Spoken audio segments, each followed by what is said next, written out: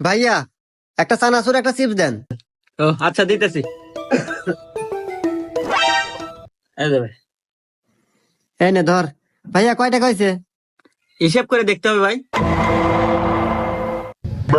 Chips 10 আর একটা চানাচুর 10, মোট 1010 টাকা ভাই। আচ্ছা দিতেছি ভাই, এই নেন। এ ভাই এনে না 10 টাকা দিলেন মাত্র। 10টা মানে কি কন? আমি হিসাব করে দিই, খাতা কলম দেন। এই ধর তো।